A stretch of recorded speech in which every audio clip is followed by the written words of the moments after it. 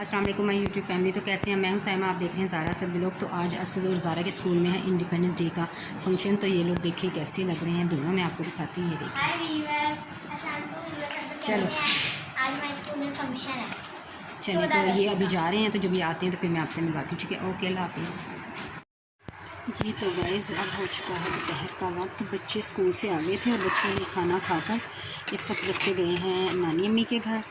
तो मैं बना रही हूँ यहाँ पर दाल उनके लिए। बच्चों ने कहा था कि आज दाल बना दें, तो मैं यहाँ पर बना रही हूँ दाल।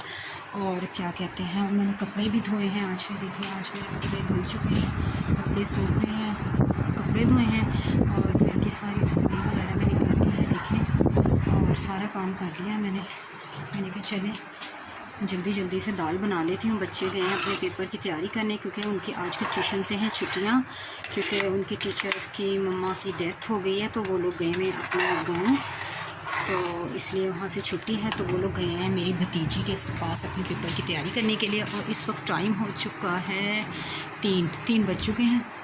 तो मैं बस सुबह से बहुत ज़्यादा थक चुकी हूँ। बस आज मैंने बहुत काम किया, बहुत। अब मेरे सर में इतनी शदीद दर्द हो रही है, अभी इस वक्त मेरी इतनी भी हिम्मत नहीं हो रही कि मैं अपने लिए 1 कप चाय बना के पी लूँ।